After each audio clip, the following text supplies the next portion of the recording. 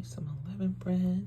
I mean, offering we shall bring unto the Most High shall be made of leaven. Okay, there's not going to be any leaven. Okay, ye shall burn no leaven. Okay, nor any honey. So we're not going to do the leaven and we're not going to do the honey. But let's see. It shall be offered baked with a frying pan. It shall be made of fine flour with oil. Yeah. And then over here, salt offering. And we're going to season it with salt. Okay, yeah. That's what we're going to do.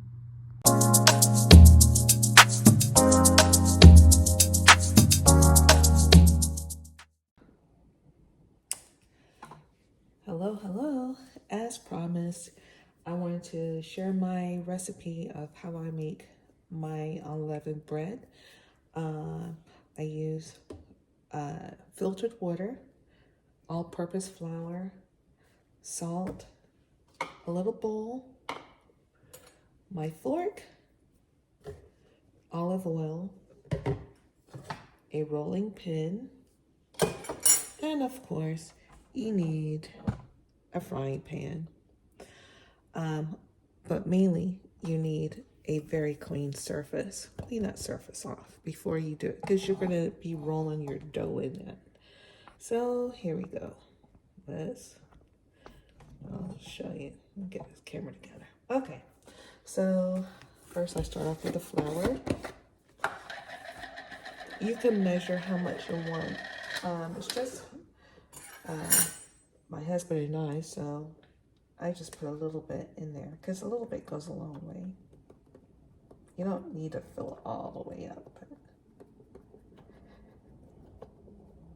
just a little. Maybe like a half a cup, maybe. That will work. So the second step that I would do, I don't immediately put the water in there. I put salt, and the reason being is because you don't want to put too much salt, whereas you can't, it's nasty. So I just put a couple little, just a little bit, because salt goes a long way. And then you want to get your fork and you want to mix the flour and the salt together. And it's okay if you, of course, you're going to have clean hands. You want to taste it to see if you taste that salt in there. And if not, you could just add just a little bit more. And trust me, you don't want to add too much because it will make it too salty. So you still mix that around. This is going to be a lot for just 2 people, but you mix that around. And I put my olive oil right in the center, like so. Then after that, I get my water and I put inside the circle where the oil is.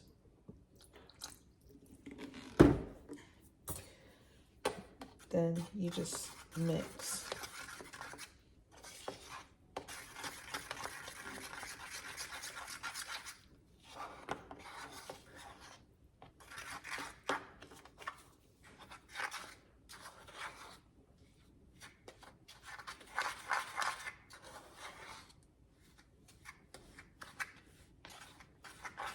And mix it to a doughy consistency.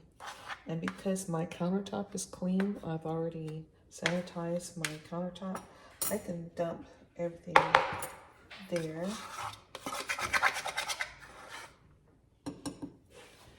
And then I will knead it with my hands.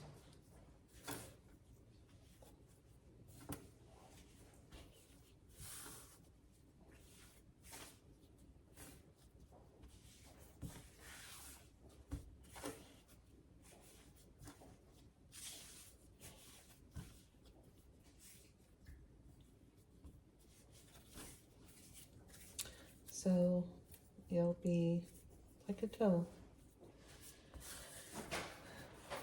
And then what you can do, because you want to make sure that the salt is dispersed throughout evenly, you could take a little pinch and taste it. And if you taste it being a little salty, that's good. You don't have to swallow it. You can just spit it out. But if you need more salt, now's the time to add just a little bit. And if you wanted to, I would just literally a little bit, like maybe that much, and just sprinkle it over the dough like so, and knead that in really good.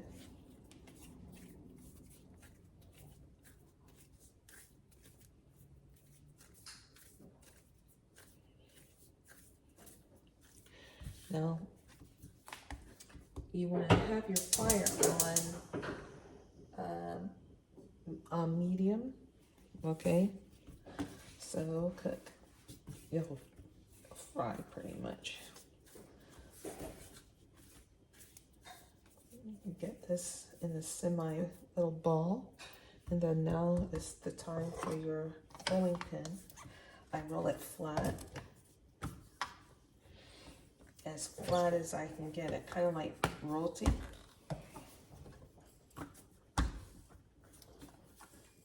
Just the front of the way, get more space.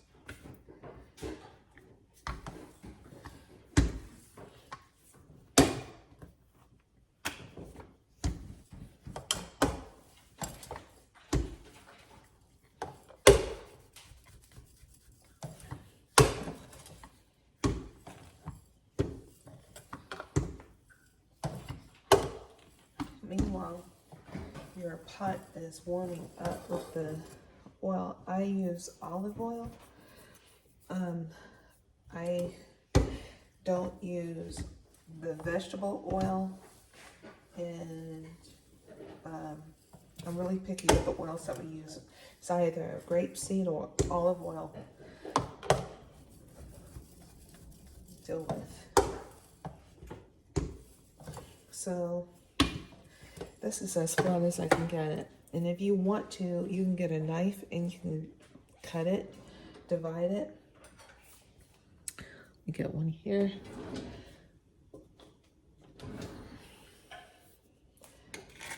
Just like so. So there'll be plenty. So meanwhile, the pot is warming up. You just put your items back where they need to go.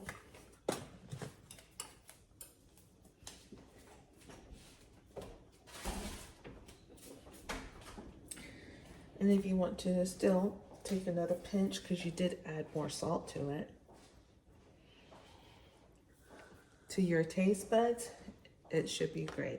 And to mine is perfect. So I'm going to put this in water. Put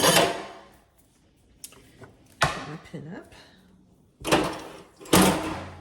All right, so now I have mine divided in 4, and it's real flat. And all I do, I'm gonna take it over here, do a pot. You could stretch it out some if you wanted to. And you don't need a lot of oil in your pan like you're gonna fry chicken. This is not, not for that. So just lay it in there. And it starts to bubble up.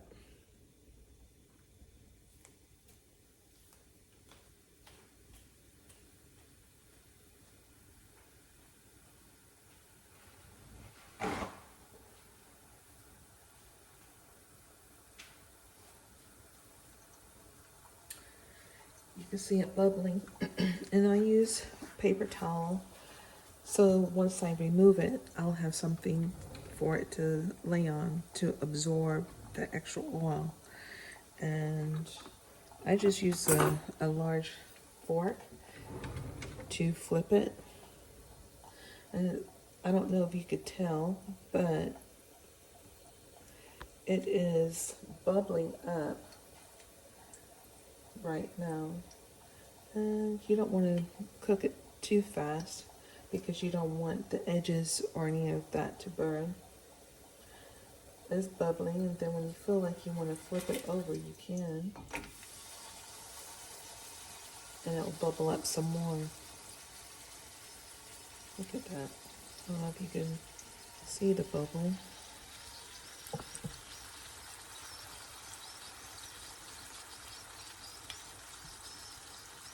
You see a bubble here? That's the best part about it, when it separates. So I'm going to let the camera go back a little bit so it won't get damaged by the oil popping.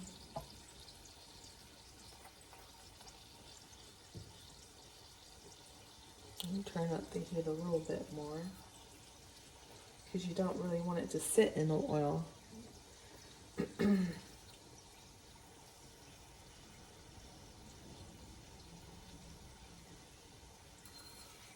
And if you have to turn it a couple of times, that's fine. It's just going to be so yummy. And sometimes what I do, other than just adding salt, you can add other seasonings if you want. Kind of like you're making a chip bread. You can add garlic if you wanted to. If you want to put chives in there, you can too. But it's all up to you. I just like mine really plain. Because my husband, likes it plain. Okay, so now I'm going to add another piece to it. You can stretch it out if you like. And stretch it.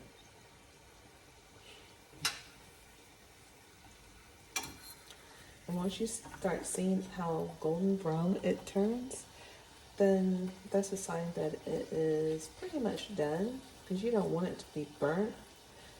And all you have to do is just remove it from the pan, let the oil drip off of it a little bit, and then put it on your resting towel. Okay, and then you start all over with the next piece. And if you have enough room in your pan, you can always add another.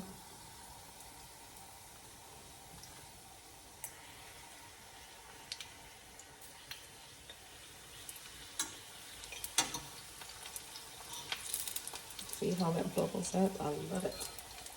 Yes. Love it, love it, love it. It just reminds me of roti. Or some people call it bake. The Trinidadians, yeah? And you just flip it over. Doesn't take long.